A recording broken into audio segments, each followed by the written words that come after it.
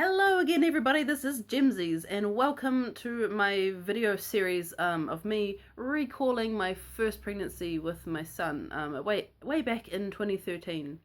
Because yeah, I wasn't doing YouTube at the time and I didn't record anything, so I want a video diary and share with you guys and also for myself, so you know, while it's still relatively fresh in my memory of what went down.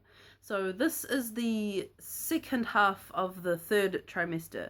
So we're almost there, and thank goodness for that because I was huge. Humongous, man. Just elephant times 10. No offense to elephants because elephants are beautiful and majestic and I love them very much. But yeah, I was huge. Mostly because of a great, humongous baby bump, which I was so proud of and I loved so much. Because yes, as I've said in pretty much every video in this series, I was expecting a very large baby boy. Although I didn't know he was a boy at the time, as I have also mentioned, I kept the sex a secret. Although because I got pups, P-U-P-P-P-S, yeah, because I got that, it was most likely that he would be a boy because 70% of people that get this very uncommon itchy rash thing have boys. So yeah, although at the back of my mind I was kind of thinking I'll be the weird one that has a girl, although my instincts from the beginning told me he was probably a boy, and he was. Yeah, so yes, I was huge. The swelling as well in my face and hands and everything just whoo, whoo, man. Actually, okay, I'm gonna show you the picture. Here it is. That picture was actually taken the day before I went into labor. So I went into labor on a Friday. That picture was taken on the Thursday. My mum was doing some acupuncture on my legs to try and help the swelling. And also she did acupuncture on me to also try and not induce labor but encourage labor. Yeah, it helps your what's it called? Your cervix and such. So yes, at this time I was also taking 5W, which I took in my second pregnancy as well. You take them 5 weeks before your expected due date, hence the name 5W, 5 weeks. Yes, so I was taking that, and I was also taking, what's it called, evening primrose oil, as well as 5W. I was studying at the time, so yeah, I'd actually just finished my exams, yeah, from that second half. I just finished exams actually, so that was fun, going to campus, being a great big whale. I love whales as well, no offense to whales, but yeah, just, yeah, beached whale rocking up to exams. It was great, and I was very uncomfortable and very huge, but I went and I did okay. So anyways, I also had the baby shower as well, just after my birthday, because it's December. Okay, it's December. Yeah, I'm December the 5th, by the way. My son was due on the 27th. Most people thought he would come early because of his size, and I was secretly praying that he would not go overdue because, you know, I was huge and uncomfortable. In New Zealand, December is the beginning of summer, and it was getting hot, and just you know, it was not fun. But it was alright actually because it was right at the start of summer when I was like real huge. Although it was still quite hot and there, it wasn't too bad. Yeah. So yes, we had the baby shower and everything as well, just after my birthday. And it was great. We just played some party games and stuff, and my partner invited his boys around as well. I know it's traditionally a woman thing when all the ladies get together and do their thing together. And yeah, yes.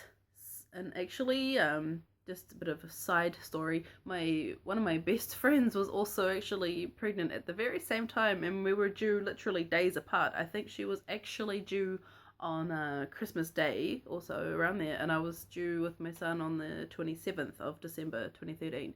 So, you know, it was a race to the finish line a little bit. Yeah, but Connor, my son, ended up coming exactly a week before her daughter. So that was really special, and it still is really special. Obviously, they're gonna kind of grow up together. It's gonna be awesome. So that, yeah, it's just those little coincidences in life are awesome. Anyway, so yeah, I was still really itchy and stuff with the pups rash. I'm calling it pups because I do not know how to pronounce that pustules and pregnancy thing, what it's actually called. But I was one of the lucky few that actually the symptoms were not actually all that bad. Firstly, that rash can spread up onto the person's face and chest and everything. Fortunately, my rash was only on my arms and my stomach and my legs, so that was one bonus, I guess. And also, it actually kind of faded and went away. I was still itchy on my stomach for the rest of the time, but the rashes on my arms and legs went away, which is awesome because yeah, most people have to wait until after the pregnancy to for that to go away. So yeah, lucky me. Obviously, he's moving around a lot, and it's awesome, and I love feeling him move around and stuff. But you know, he was huge, so I'm like struggling to breathe sometimes, and move around and do the simplest of things like put shoes on or put pants on or anything like that. So luckily it was summer because I could just, you know, put the old jandals on and just wear a dress, and yeah, it was just putting the underwear on. Yeah, so doing all that kind of thing was really awkward. Getting out of the car and walking. It's more like a waddle kind of thing at this stage. I don't even know. But yeah, just it was this right under my ribcage, and he would get right up in here, and I could feel him just. So it was quite a struggle. It was weird because with my second pregnancy with my daughter, she didn't really get right up in here. She stayed pretty low down a lot of the time.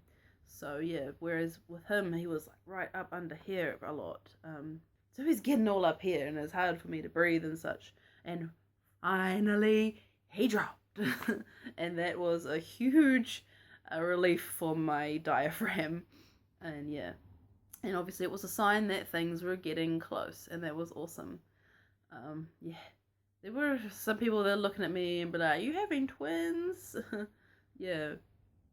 So I'll show you a picture, kind of what my belly looked like, close-ish to the day that he arrived. I was just dealing with your typical first pregnancy symptoms as well. Sore back and, you know, being all hot and bothered, a bit hard to breathe and stuff, and, you know, huge belly, huge pelvic pressure and all that kind of thing. And it was hot, so it made me a bit irritable and stuff, you know, because you're all hormonal and emotional when you're pregnant and stuff. But yeah, I feel like I handled it pretty well, but other people might disagree with me. Yeah, I wasn't too much of a bitch, but I was just a bit irritable come to the end. I mean, you would be too if you're real itchy and huge, but yeah, I keep saying huge. Yeah, time for the big reveal. Exactly how much weight did I gain? Okay, you know how you're kind of meant to gain about 10 to 14 kilos? I gained closer to 20 kilos. Yeah. So I gained 20 kilos from the start to the finish of my pregnancy. I didn't lose any at the beginning like I did with my second. I was just straight, whoa. So yeah, that was the big reveal, I guess. So yeah, that was my pregnancy story. My first pregnancy with my son. And I'm so blessed that it was a pretty smooth pregnancy. No major issues really. And yeah, just I was so grateful that it all went smoothly, and yeah, he grew into a beautiful, healthy baby boy. Yeah, please hit subscribe for more videos, and if you'd like, check out the description for my links to Facebook and Twitter, and leave me a comment on how your first pregnancy went and how you survived the third trimester, because yeah, that can be difficult. Yeah, so thank you so much for watching. See you later.